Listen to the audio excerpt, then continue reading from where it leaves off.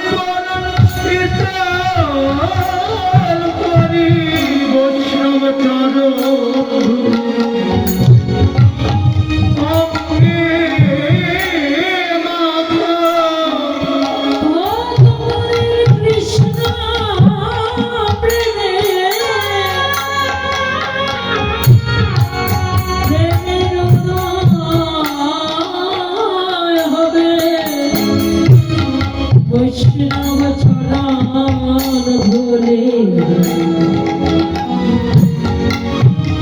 অঙ্গে মাখনে মদন কৃষ্ণ প্রেমে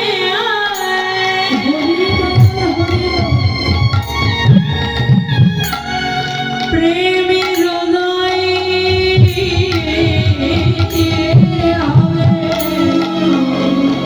বৈষ্ণব চরণ ধুলি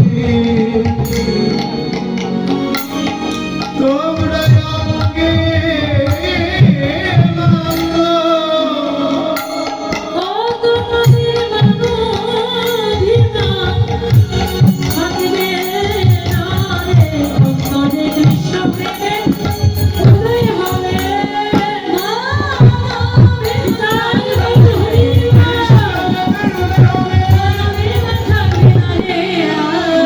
বৈষ্ণব চরণ ধুলি তোমরা অঙ্গে মাখো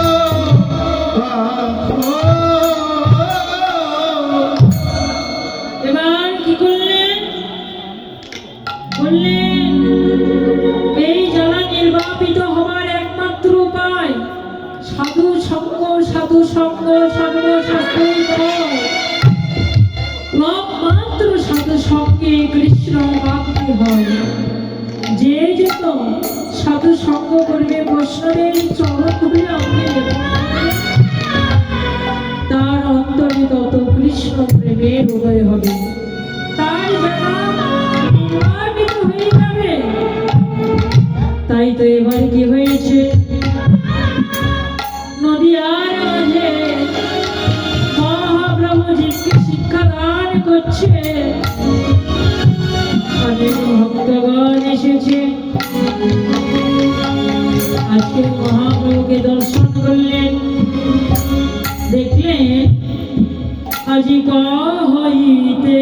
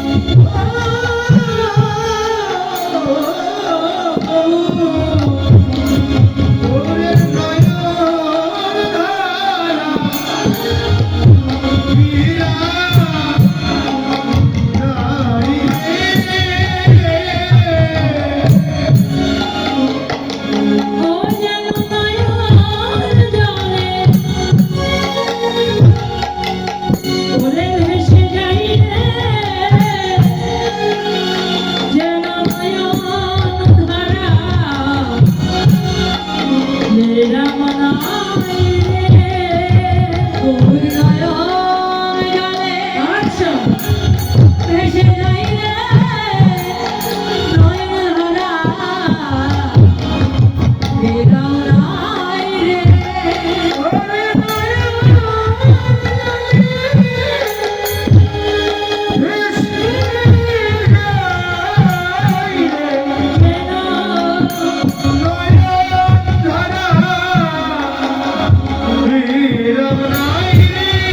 আচ্ছা মেরা জানে বসিয়া আরে জলধার